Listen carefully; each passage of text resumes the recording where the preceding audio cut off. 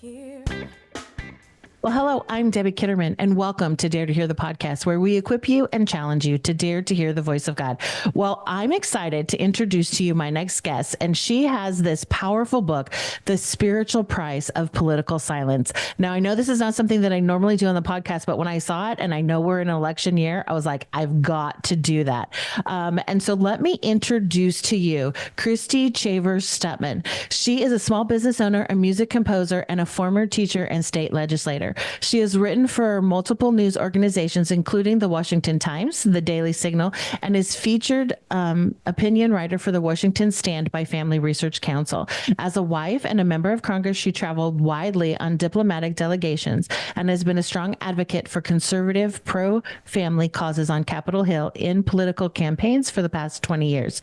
She has been a featured radio and podcast guest and a featured speaker at political, Christian, and pro-life events across the country. She resides in her farm in Indiana with her husband Marlon and their two sons, Peyton and Preston. So, Christy, welcome to the podcast. Thank you so much for having me. I'm glad to be here. Yeah, well, I have to say, and I made this confession to you before we started recording, that I used to be the I don't do politics person, right. But kind of all of that changed because, you know, even when my husband and I were pastoring, it was kind of like, you don't talk about that from the stage. And I actually learned so much from your book that I wish I would have had when we were pastoring. And so I just think with this being the election year, it's so important that we understand that there is a spiritual price. Yeah.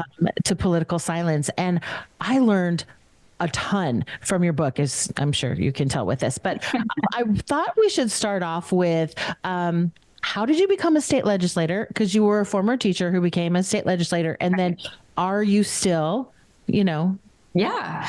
So I watched my husband when he was 24 years old. He ran for state representative for the first time. And it was really motivated by 9/11. We were holding our 3-week-old son, our firstborn, in our arms, watching that terrible day. And we just decided to be a little bit more involved in our community. We were just starting out in life. We just started some businesses and things like that. So we just started showing up, and, you know, you'll find God shows you open doors when you just show up and you make yourself available. And so I watched him serve in the state house, and then he went on to serve in Congress. And so I had a front row seat to politics, and, you know, coming from a fine arts background and a teaching background, that wasn't really what I paid attention to in college or high school. So I needed a refresher course on civics. And so I watched him as he would form legislation and go through the process. And it was fascinating. And I learned so much. But there came a time when he was out of politics and I was teaching, and our local state representative stepped down. And so I was asked to run. I was just thrilled to serve. I really enjoyed it, and I felt like I was making a difference. I'm one of those people that like to call a causer. If there's not a cause there, then I'm just not really interested. There needs to be some type of a goal where we're going to accomplish it for God, because you're living for an audience of one, right? So everything we do in this life matters for eternity. So whatever you have in your hands, whatever tools you have, you want to lay that on the altar and say, Lord, it's yours. How do I use this? Well, I didn't know that having done some fundraising for 501c3s was going to help me in politics, but God uses every tool that you've ever had, whether it's education or you're in healthcare or business or even fine arts. So I learned a lot as I served, but we had purchased a historic property in Indiana that had a theater and a restaurant and a tourist destination, and it really got hit during COVID. So I ended up stepping down and focusing on that to try to keep the doors open there and keep those jobs available. And so now I'm focusing mainly on that, but I will always be involved civically and in our government, because I believe we're called to do that. Yeah, that's wonderful. And you, your husband is running right now, right? Right. Yeah. He's running for Congress. Okay. I think that's awesome. Well, okay. I love this, because not only do you give practical steps for people to take on how to get involved locally and nationally, but you start out with history. And I was like, I'm like reading, and I love history. And I'm reading this and I'm like, how did I not know this? Like I'm saying to my husband, and we watch all those, history documentaries, stuff. And so when you were talking about the Culpeper and all of that, I was like, hey, listen to this. And he's like, oh, yeah, I knew that. I was like, how did I not know that, and you knew that. So what is the historical context of faith as it relates to America's founding? Because I think some people are going to be surprised by this. Yeah. I mean, I was really thrilled too. And I think we all need a refresher course, I mean, and there's some things as I did my research, it was really shocking to me to realize that I truly believe we've been targeted over the last century by cultural Marxist humanists who want to bury our history and not really reveal the truth about it. And so they've slowly over time changed the curriculums in our schools. I mean, even on the History Channel, I found that they don't present a lot of the faith-based stories that were documented, that are written about. I mean, there's original documents talking about them. There's historical markers all over the country talking about them. And yet they've kind of been taken out of our history books, and we've missed out on some of that. And so it really was refreshing to read the history of America, because God was involved in every aspect of it from the beginning. And his working is clear. There were miracles that happened. There were people that made themselves available to his leading, who were used in miraculous ways beyond what their capability was, humanly. There were supernatural things happening. And so as you go back and you research the people and the real beliefs that they had and the convictions, they weren't perfect. And I tried to make that very clear in the book. These people were human. They made mistakes. They weren't perfect. They had sins in their life just like we do. But who among us is, I mean, I think the beauty that they left us in the government they ended up forming for us was the fact that they allowed us to, well, they made two assumptions. Let's just say two assumptions about the people in America. First of all, they assumed that their ancestors, now we're talking of the founding fathers' ancestors that had come to this country seeking religious asylum from persecution all over the world, came here, and the founders assumed that those type of people, the people of faith, and that's what I wrote my book to, is people of faith, would, out of self-defense, want to be involved in order to preserve their own freedom of religion so that they could be a light to the world. So that's what they assumed. And the other assumption was that this government would not continue if people of faith were not involved. It was going to crumble. And so they created a government where we could right societal wrongs as they came to be.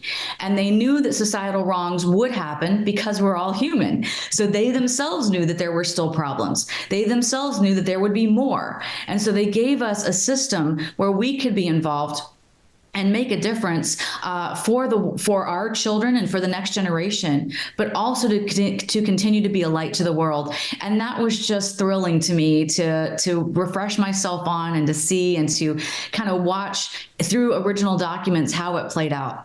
Yeah, because I think, I think a lot of us have heard, well, America really wasn't founded on faith, and there weren't principles in there. And you really laid out clearly with your research. And this intrigued me because I did not know. So can you kind of talk a little bit about the Black Robe Regiment? Because I was like, this is awesome. Like, hello, like I right think there. they were like the coolest guys ever. I mean, just awesome. So yeah, there's several stories in there. And there was one that I included about Muhlenberg and his brother. They were both ministers of the gospel, and the one served in several churches and the other served in New York in one church. But they both, there's documented, and David Barton has some of these letters between the brothers where they're debating politics. We're talking, ministers of the gospel who are preachers that are leading churches, and they're debating politics between themselves in these letters. It's fascinating. But what they did was, the one brother said, "Here, I'm in Virginia, Pennsylvania area," and he says, "Down in Virginia, it's bad." And the brother from New York says, "Yeah, well, you guys are a bunch of hotheads down there. You need to just cool your jets and not worry about it." And then the brother from Virginia says, "Oh yeah, well, I'm signing up, and I'm signing up my whole congregation too." So he gives this sermon, from Lamentations. There's a time to mourn, and there's a time, all this stuff. And then he says that there's time for war. And he takes off his black robe, and underneath is a full dress uniform of an officer of the regimental, Continental Army. And he says, "I've got a sign up sheet at the back of the church. I want you to sign up." And he signed up probably 200 men on one day, and they became a regiment. And they fought in all the battles. And then, the brother in New York says, "Well, it's never going to come here." And a year later, he's watching his church burn to the ground. And he ends up becoming the first Speaker of the House of the United States, once it was a new country. But there were more men like that, ministers of the gospel, preachers, parsons. I mean, they were everywhere across the colonies, and they started preaching from the pulpit about God-given freedoms. And the reason, their motivation, again, was an audience of one. They said, if we're not free, how can we be a light to the world? We have to be able to be free in order to accomplish our mission, our God-given mission, and that is the Great Commission. So if we can't be free, and we came here to this country seeking this, and if we allow it to be taken from us, and there was persecution in the colonies at that point. So there were preachers in Virginia, Pennsylvania, and other places who were actually put in jail for preaching what their conscience was telling them to preach, because they weren't going to the colony endorsed church. There was a state church established through the government. And it was reminiscent of where they had come from. Somewhere in Europe, there was all these countries in Europe that had state churches, and these people had, come from grandparents who had escaped that, and now they were seeing it replayed. And they were like, okay, wait a minute. So that's where the separation of church and state phrase came from. Thomas Jefferson, in a letter to the Danbury Baptists, was like, okay, guys, don't worry. It's not going to happen again. And we're not going to have a state church. There's not going to be a government-sanctioned church that everybody's required to attend. You guys are going to have your freedom, because some of the Baptists have been imprisoned, and they were concerned about this. And so they were like, no, wait a minute. You're not going to establish, no, there's not going to be a state church. But there was never the statement that people of faith would not be involved. And the opposite was assumed. The opposite was hoped for, that people of faith would always be involved. And it was just kind of a given, out of either self-defense or self-preservation. Yeah, which in that chapter when you were talking about that, because we've all heard it, there needs to be a separation of church and state, and you shouldn't be talking about. I mean, our denomination was no, don't talk about that from the pulpit. Like, really? Right. Okay. Oh yeah, a lot of them were. A lot, yeah. Yeah, and I love this because this was news to me. Like, I had no idea. You said it was about in 1832. You said that states still retained laws that required candidates for public office to pass certain religious criteria, and well into the early 1900s, many states also kept laws in place which required prayer and biblical reading in school. And I was like, because they saw that it was important, because it was part of the foundation of our nation. And so I really appreciated this. And also James Madison, you talked about how he spent months preceding the convention studying the failures and triumphs of other governments. Right.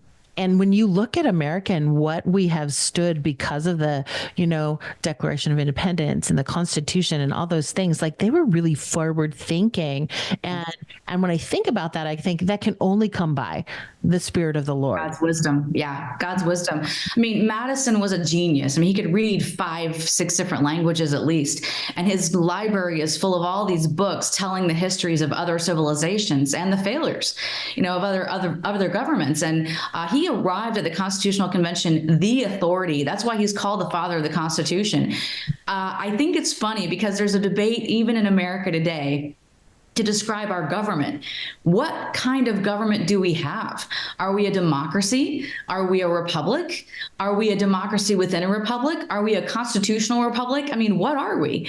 Well, I think the debate is ongoing because we're so unique. It's hard to describe what we are. Yes, we have a constitution. Yes, there is a republic, but a republic is only representative. Democracy is direct, and we have both. And that's what the genius was in our government, was that we have a constitution that we adhere to. Yeah, Britain does too, and lots of other countries do too, but they don't have what we have, and that is direct and also representative, both at the same time under a constitution. So it is unique. Yeah. It just, like, the history that you laid out and the things that I was reading, and then I'm going back to, like, I mean, I'm in my 50s. So, there wasn't as much as there is today in the schools with them taking stuff out. But I was like, how did I not know some of this stuff? Like, it just wasn't taught. Right. So since your book is called The Spiritual Price of Political Silence, I want to know, what are the potential consequences of being politically silent with people of faith, both for not just the individual, but also for the nation as a whole? Well, America is unique in the history of the world. And I kind of call it this little window of opportunity that God allowed those people and the remnant. It wasn't the majority. It was a remnant that actually stood up in the revolution and said enough. And their whole goal was to have freedom in order to prosper, in order to be a light to the world. So America is unique in that window. And with that unique opportunity comes great responsibility. I mean, my sons love watching the Spider-Man movies, right? And you always hear with great power comes great responsibility. It's true. With great freedom comes great responsibility. And I think we've kind of been lulled to sleep and almost blinded by our abundance. We've kind of taken it for granted. And what I realized as I studied for this book is that America was never meant to be on autopilot. There has to be engagement or else we will lose it. And the spiritual price we're paying is becoming more and more, I think, obvious and personal every day. We watch our kids and what they're being presented with. They're not being given the truth. They're not being given facts. They're not being taught our history. They're being presented with so many misleading lies and things that are just evil. And they're being inundated with it, whether it's on the internet or at school, in the culture at large, from Hollywood. I mean, it's everywhere they look.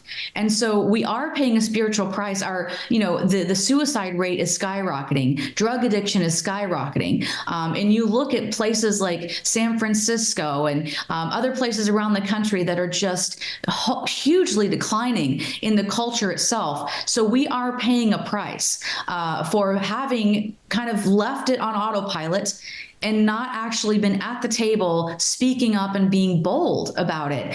We've been, kind of fed a bill of goods when it came to, Christians should be careful not to be too divisive or too involved.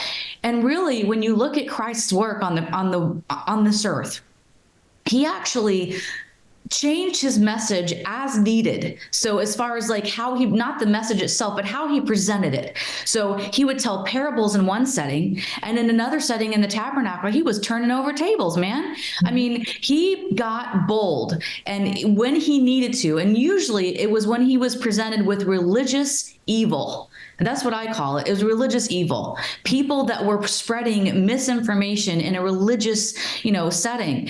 And so he really set the example for me and for all of us as people of faith. Lead with love. Always lead with love. Lead with kindness. That does more than anything. But then when you're presented with evil, stand up and be bold and don't back down. Don't be intimidated. And so when it comes to politics, I found it comforting that when you look back at our history politically as Americans, it's never been pretty. I mean, even starting from the beginning between John Adams and Thomas Jefferson, their public debates were pretty blunt. I mean, they were on opposite sides of, like the different issues, and they really didn't hold back at all. And yet at the end of their lives, they were so complimentary and kind to each other. So I think the price we're paying is, first of all, our kids, the next generation. Second of all, our influence in the world. I give the example in the book where I was in Israel on a congressional delegation trip. It's a diplomatic mission with my husband. And we were, securing our relations with Israel. And so we were on a tour and we were at the Mount of Beatitudes, and our guide had made sure that we knew that he was not religious, but he was a citizen of Israel. He was Jewish by birth. And we read the Beatitudes, which was such a moment in our lives. It was just so surreal. And a lot of us were in tears, people of faith that were leaders from our country. And our guide asked us to reread, actually, verses, I think it's 13 through 15, where he talks about, you're the salt of the earth, but if the salt has lost its savor, wherewith shall it be salted? It is henceforth good for nothing to be cast out and be trodden under foot of men. You're the light of the world. So we read those, and he looked at us and he said, I just want you to know that as a citizen of Israel, I have watched America do this thing that Jesus said. You've been a light to the world. You've done educational outreach. You've done disaster relief, healthcare provisions, missions, you name it. You've done it, and we've seen that light. He said, but I just want to ask you, please don't stop. If you stop, I don't know who's going to take your place. I don't know who's going to do what you've done. It was impactful to me. And so that's the spiritual price we're going to pay. If we're not at the table guiding, how can we expect righteousness to lead? If we're not speaking up boldly, how can we expect to be a light to the world? So that's the spiritual price we're paying right now. Yeah. It's so true. I think for too long, people in the church have said, oh no, we have to have that separation of church and state. And so we shouldn't do politics, which I'm going to get to that question in a minute. Because I was like, oh yeah, I mean, you were totally speaking to who I used to be. Yeah. Oh, wow. She's got a lot of us. There's a lot of us. Yep. I've said that myself sometimes. So yeah. I know. Isn't that how it is? Sometimes when we write, we're writing to ourselves and we're like, oh yeah. But I think that's, I mean, people want authenticity. They want transparency. They don't want people that are like, oh, I'm an expert on this because I've done it all correct. They want people who have actually made mistakes and learned from those mistakes, and now they're writing about them. So you've been a Christian, you've been active in the church and government for like over 2 decades of your life. But you say this in the book, you say it's clear to you that our political system is merely an exaggerated reflection of what we have allowed in the church. And when I read that, I was like, she is right. Like, okay, so I know. I'm on toes. I know. So don't hold back. But can you just kind of talk more about this? Because I really do believe the church is meant to lead, especially in the political arena. And we have separated them so far that we don't. We're not a leader. The church is not a leader. So how can we be that light if we don't lead? So can you kind of talk about that a little bit? Yeah. I mean, so when I wrote that chapter specifically, I was like, oh boy, there's going to be people that probably don't like this. And then there's others going to be like, going to make them think. So my husband and I have had this conversation a lot since he's served in office, and I have too. People, and we used to be the same. Oh, politics is ugly. It's divisive. Well, let's just stay on our mission. One thing we noticed was that there's politics in the church too. I mean, we create our own little bubble, and then we deal with ugliness in the church. I mean, it's human. It's a human thing. And so when we allow politics to, kind of be this separate thing, and it's not really what we do, especially in America. And it's unique in America because, the opportunity is so rare that we have. When I look around the world, it's like, man, I can't, I mean, so I was talking to a guy from, I think it was Latvia or Lithuania. It was one of the Eastern Bloc countries. And I asked him, I said, what was it like under communism? I said, did you have religious freedom? And he said, yeah, sure we did. I said, oh, you could go to any church you wanted? He said, you can go to church. You just, yeah, sure, you went to church. And I was like, wow, I didn't know that. He goes, yeah, of course you could. He goes, of course you couldn't go to college. And I was like, I'm sorry, what? And he said, well, yeah, I mean, if you went to church, you're a person of faith, so you're not really scientific. So they kept record of who went to church. And then, so my parents decided that we were going to go to college, so we didn't go to church. Man, that's not freedom of religion. That's not freedom of conscience. That's actually relegating people of faith to someone, and we see it in our society, actually, in America. I mean, when was the last time that you heard a creationist scientist as an expert on the National Geographic Channel? I don't ever remember seeing that in my lifetime. Someone who's outspoken that they believe in creation, going on a scientific channel and talking about their scientific discoveries. They're out there, but boy, they don't give them any type of expert, thing. So when I'm talking about the church, not leading and actually, being part of the problem, it's true. And I think it's because we were targeted by socialist Marxist humanists.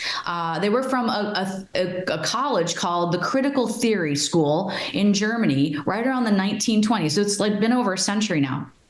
And what they did was they came to America, and one of them wrote from a prison cell in Italy. His name is Antonio Gramsci. And he wrote and said, the problem in, Italy and the other places we tried socialism was we didn't get them soon enough. We didn't get them young enough.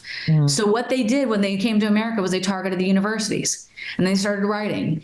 And then one thing led to another. They started gaining ground. Then the sexual revolution happened in the 1960s and 70s, and it became rampant. It became accepted. So we are actually the probably second or third generation of people who have been misled religiously, even by our religious leaders saying, don't get involved. It's really not your thing. They totally flipped the script on us. So I think as we're seeing the culture decline so rapidly, it's all of a sudden the fire's been turned up and it hurts. And we're like, no, wait a minute. And then we look in our hands and go, what tools do we have? What means do we have to change this? And then we realize, oh my goodness, we've been robbed of this opportunity because we've been misled. We've been mistaught.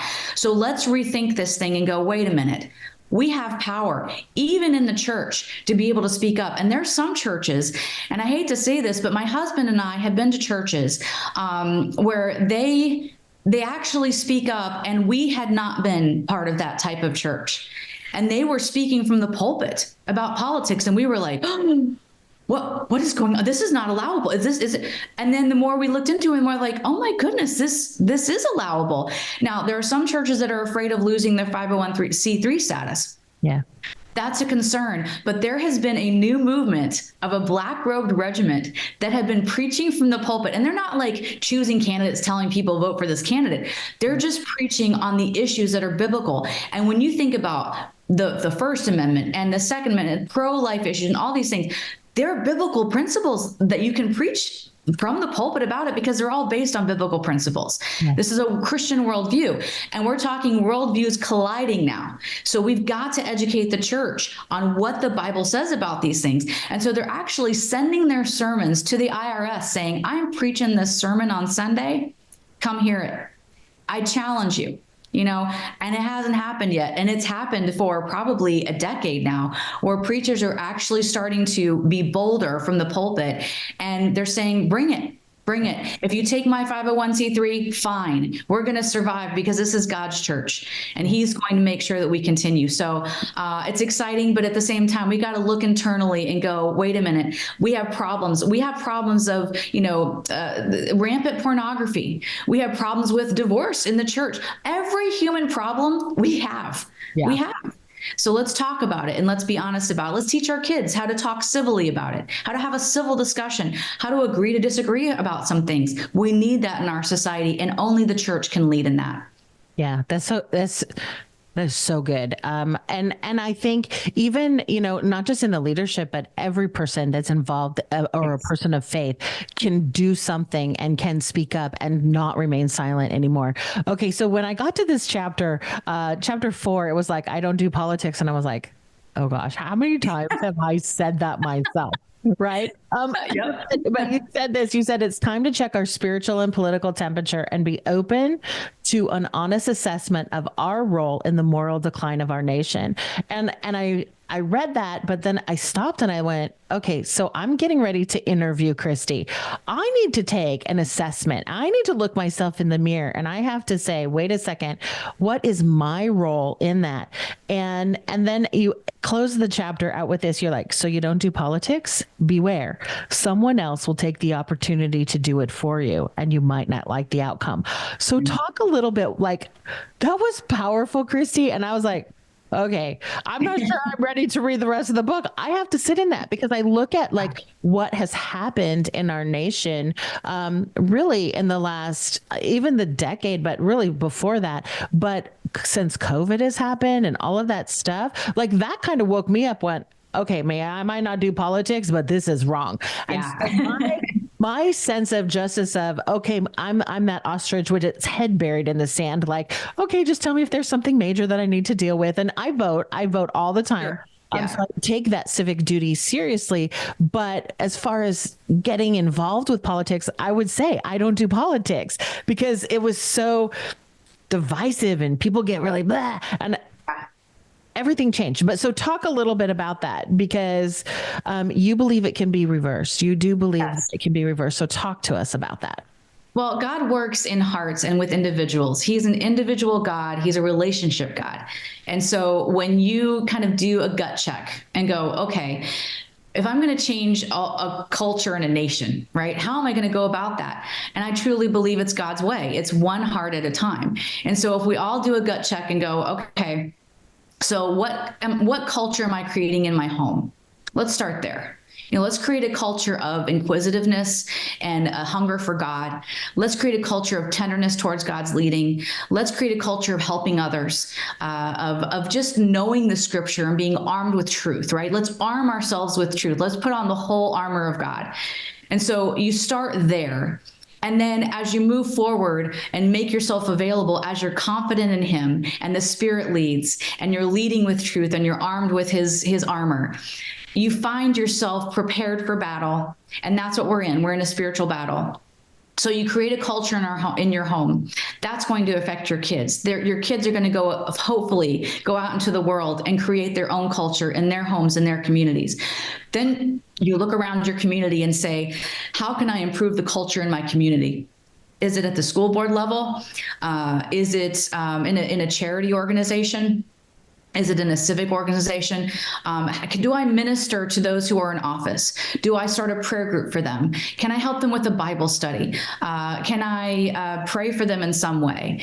Can I offer my expertise in healthcare or, any number of things? What can you bring to the table? So gut check first, create the culture in your own home, then look at the tools you have in your hand and say, okay, Lord, where do I fit in? What can I do? I can be small, big, large. There's no small part in changing a culture. So this happens one heart at a time, one home at a time, one community at a time, one state at a time.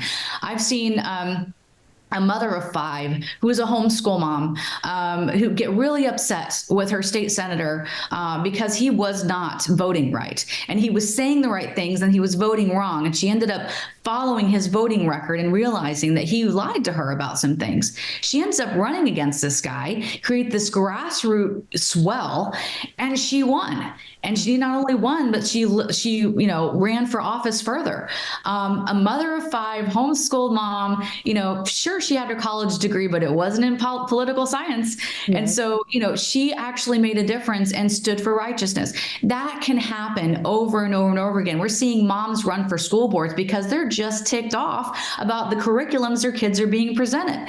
I mean, those moms are on a mission to save not just their kids' education, but the entire community's direction. So every person can make a difference in their small way, in their small world. And you'll find as you make yourself available, the doors open, and then you look to God and you say, okay, Lord, this is beyond me. And that's exactly where he wants you. He wants you just focused on him, trusting him, stepping out by faith and saying, this is too big for me. I feel stretched. This is beyond me. And he's like, yep, that's where you go. That's where you go. Because it's all about God's glory. And so everything you do has got to be centered on him and his glory. And then you'll find too that as you make yourself aware of, who your elected officials are, if you attend a school board meeting or a commissioner's meeting or town council, you'll find that these people are human, and you'll also find that it's easier than you think to follow the process and keep up with the latest. And you'll also start developing relationships with your elected officials, which can be key in holding them accountable. And that's our job as their boss. We're the boss. We the people. So we the people, it's our job to hold them accountable. Well, it takes a little bit of work, and we've kind of gotten lazy in that department. I mean, we'll go and vote, and I've been guilty of this, going into the voting booth and going, okay, what does that job do? And I think I saw that name. I'm not sure. I think they were a judge before. I didn't know when I went into the voting booth. And so it's really important to do your research before you go, find groups. And at the end of the book, I provide reliable resources. So there's some resources there where you can go and they'll list people in your district, in your county, what they're running for and what they stand for. So you'll find that there's resources out there to just kind of arm yourself before you go in the voting booth. But overall, it starts with us. It starts with our hearts. And then reaching out to our community, stabilizing our families, stabilizing our churches and communities, and then it's going to happen from there. Yeah, that's so good because I think we always look outside of ourselves to, oh well, they'll do it or they'll fix it, and I think really every person of faith needs a mindset shift to come back to, like, why was America founded? Why do we have the Declaration of Independence? Why do we have the Constitution? Why do we have all these amendments that were put in there, and that they were really forward thinking to deal with stuff that we're facing today, even though they didn't know what we would be facing today. And you said this, and I was like, oh boy, that's a good one. You said politics is always downwind of culture. And in America, our culture rises and falls on the leadership or the failure of the church and the people of faith. And I was like, that, Christy, that was, I mean, it's just like right there, like that statement, like, and we know this. I mean, anybody that follows John Maxwell, anybody that's done a leader, like leadership and the success of it rises and falls with leadership. And I loved that you said the framers of the Constitution were counting on you. Right. And I was like, wait, they're counting on me. I have not been doing my job. I have not been doing what I need to do. And so because I think I've done this. You had a section in there on, well, Hollywood is to blame. Like, and you're like, right. But Hollywood is really not to blame. It's not completely like we, the church, we, the people of faith, are not really stepping into that. Right. You had this statistic, I can't say that word today, that experts and pollsters estimated since 2012, more than 40% of the evangelical Christians in America didn't take time to vote. In each election cycle, that number increases. And that was shocking to me. Yeah. That was shocking to me because my husband and I, in our state, when we lived in the Pacific Northwest, we used to get voters pamphlets where they would lay everything out for you and all the candidates. So we would go through that and we would read and we would study. And since we've moved, we have to actually go do our own research. We have to go, who's going to be on the ballot and how do we do that? So it was a little bit of a shocker, like the first year that we were here in this state. But I think it's important. I think what you said is true. When I was 18, they handed, and you go in there and you're like, who are these people? And what am I voting for? And what did I remember from class? And so I think it's really important for us to have a mindset shift inside of the church. And so, I don't know, just kind of with this, you say, I'm trying to figure out which question I want to ask you because there's just so many things. You do give at the end of the book, like, I love this. You had civic engagement and where to start, and you had 10 things that were listed out. But I think I kind of want to ask this question, like, where do you think our nation's decline began? Is there a particular day or event or a point that you can point us to? And what roles have activism for some groups and silence for others played? Yeah. I had that same question. Where did this happen? Where did this come from? Because it hasn't always been this way. But man, in the last 2 decades, it seems like it's just ramped up in the moral decline. Is it Hollywood's fault? Is it our government leaders' fault? I mean, whose fault is it? And after I did my research, I realized there was a split actually in the church as a whole. And I'm not talking about like one denomination or another. It was like as a whole. We're talking, Catholic, Methodist, Baptist. I mean, just all these different denominations kind of had a split at the same time in America. It was right around the turn of the century. And there was half of the church that decided, and this was right when they had been targeted by this critical theory type of a thing, this progressive mentality. So it was starting to infiltrate some of the schools, especially the universities. And so there was like this misinformation, and all of a sudden the church had this split, and half of them decided, okay, we're going to go the progressive route. And they actually started relegating a lot of the normal church responsibilities, care of the widows, care of the poor, all these different outreach ministries of the church, kind of relegating that to the government and expecting the government to do more. The other half of the church walked away completely, said, I don't want it anymore. We're just going to focus on our mission, and forgot that they were in America, right? Where that was the founding principle of the whole country, was protecting freedom in order to be salt and light around the world. So they forgot that it was connected. And so there was like this split And then the other route is that critical theory school that they came over here and they targeted our universities, and now it's down all the way to the kindergarten level. And that is where this misinformation, the restructuring of history, our curriculums, the approach, the mentality, it infiltrated. And there were several generations. I think we're probably in the fourth generation now that have been victim to this, but also the church forgot their role from the founding and just kind of swallowed this lie of we really probably shouldn't speak up, because they were intimidated from losing their nonprofit status. And so there's really this multiple perfect storm, where we were targeted, number one, but also we swallowed it and forgot who we were. And so there's been, I think, when you look at history, when the church is really under persecution, that's when their sensitivities are heightened.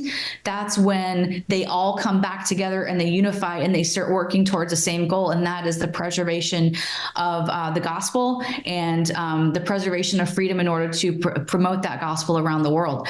And so I think we're just back to, the original mentality of, now, wait a minute, persecution is happening. Just like in the colonies, we're being persecuted because of what we stand for. No, wait a minute, this is America. Why is this happening? So I think we're back to that point, and God can use that for good, and I think He is. I'm starting to see little pockets of spiritual renewal all over the country. I even talked to people in California yesterday, in Washington State. I'm talking to people in Texas and Alabama and the East Coast.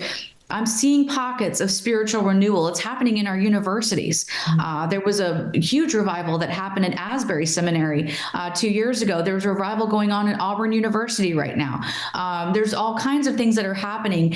And, if we see the young people starting to seek truth, I think it's a sign that they've been deprived of it. They've been starved for it for so long. And when you're starved for something, you do anything to find it. And when you find it, you grab hold of it and you hold on to it. And that's what I see this new generation doing. Now, not the whole generation, but there are signs of it. And that is so encouraging to my heart. And that's what I'm praying will continue.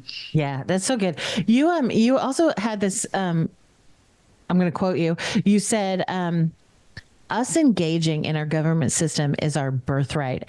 And that really struck a chord with me, because one of the things that when I'm teaching and I'm talking to people and challenging them to dare to hear the voice of God, I say it's part of your inheritance from Jesus, that we could have real relationship with our Father in heaven. And so I was like, oh, she's totally speaking my language. She's totally coming in, and and you really did kind of change my perspective on a lot of stuff, and really the importance of us stepping into and possessing that birthright of engaging in our government system. And so, if you want to address that statement, I'm going to want to give you some time, and then I'm going to ask you how we can connect with you. So. Sure. Yeah. No, I love the idea that we have in Scripture of an inheritance. It's very important, and it's throughout Scripture, and we talk about, we don't talk about birthright in our culture, but scripturally you talk about it. Jacob and Esau, Esau sold his birthright. Why was that a big deal? Well, it was a big deal, and it's very, very important. It's a valuable thing. But I think what we got to remember is, as Americans, we were born into a country of huge abundance and blessing, whether it's freedom or whether it's monetary or whether it's, being able to choose who we relate to. I mean, it's free association. And when I talk to people about vetting candidates, I talk to them about, look at who they associate with, because we still have the freedom to associate with whoever we choose to associate with. So that will tell you something about the person you're voting for. Who do they associate with? What church do they go to? What civic groups are they a part of? What charities have they helped? That tells you a lot about a person's heart. And so when you talk about a birthright, the birthright is so huge and abundant, but with it comes this responsibility. Once we turn, a voting age, Yeah. We have the responsibility to be a part of leading and guiding. I mean, you think about the World War II generation. I mean, they gave us such a blessing because they took up the responsibility of their birthright. And they served and they sacrificed more than any other generation, the greatest generation. And so we have this unbelievably unique and small window of opportunity to enjoy a birthright of freedom, enjoy a birthright of a free association and preaching the gospel around the world and sharing and showing love and kindness and being an example to the world of what can be done with the freedom in Christ. And so that comes with something that we've forgotten. And that is, like I said, it doesn't go on autopilot. Every person has to help. And we also have to do our due diligence when it comes to electing people with our same worldview. And I have to say this too, it's very important as we vet people and look at their, who they're associating with, that we also read between the lines, because there's a lot of misinformation that is presented even by people who are running for office. But when you start looking at the local level, we can't just use a mentality of, well, they might be on this side or that side of the aisle, but I know them from this thing, and so they should be okay. Well, if they're running for school board and you don't think they'll be dealing with Second Amendment issues, and that's a very important priority to you, then you need to vet them there, because they might not deal with that issue at the school board level, but they will probably run for another office. And so if they've been in office in school board and then the town council and then the state representative, by the time they get to state representative and they're dealing with Second Amendment issues, you're not going to really have as much ability to say, you know what? I don't think because they're going to have name recognition. It's called the power of incumbency.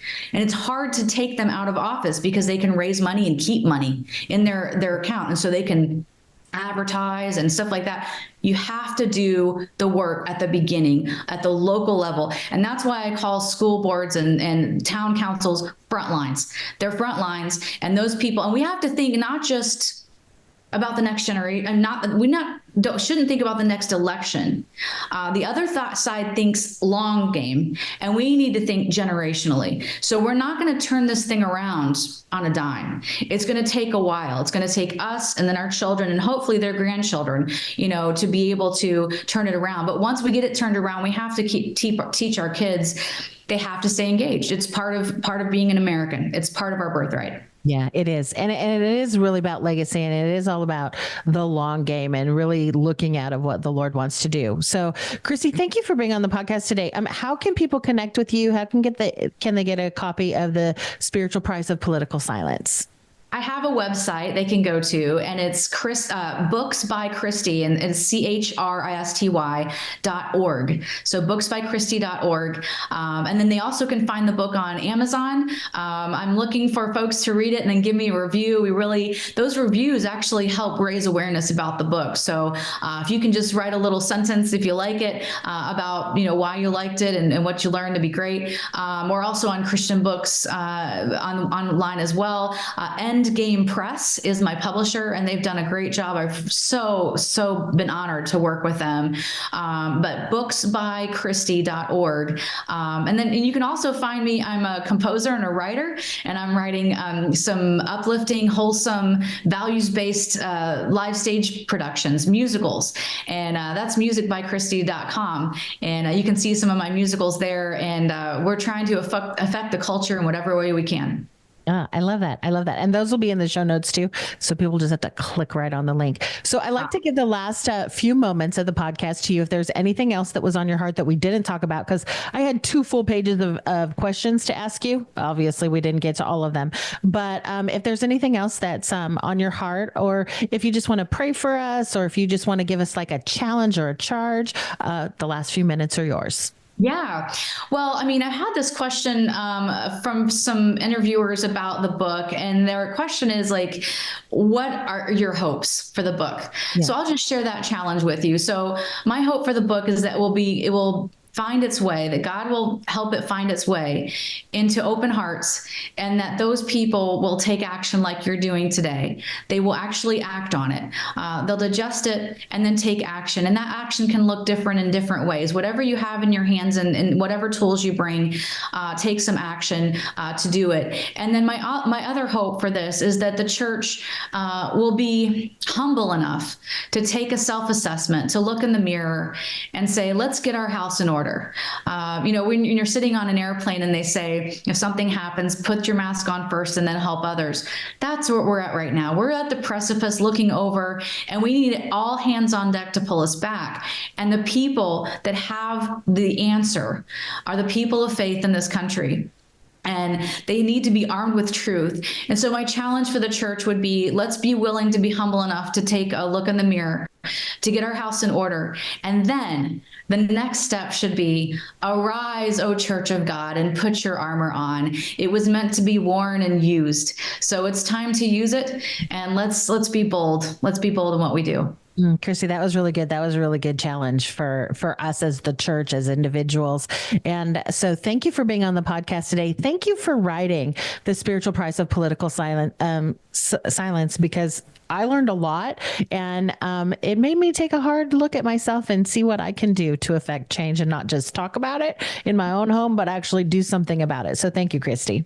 Thank you so much. I so appreciate it. Praise the Lord. Yeah, you're so welcome. Well, thank you for listening to Dare to Hear the podcast, where we encourage you to dare to hear the voice of God. I'm Debbie Kitterman. If you've been blessed at all in any way, we're going to ask that you do a couple of things. One, go get yourself a copy of this and go to Amazon and leave her a review so that we can get the message out about the spiritual price of political silence. We're in a political year, and if you want to know what you can do practically, she lays it out for you, and she's got resources and she's got places that she points you to. So go get a copy of that, and then share this episode out so that we can spread the message of Christy and the book. And just really, this conversation was so great. And if you're at a place where you can like us, subscribe, leave a review for Dare to Hear the podcast, we'd love if you would do that too. Until next week, God bless and goodbye.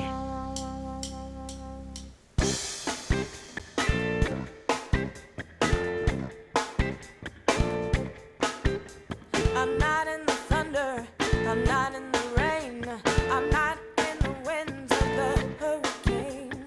Look to me, I'm drawing you near, I have called you, dare to hear. 'Cause there's peace in my presence, so do not fear. Oh, do not fear, I have called you.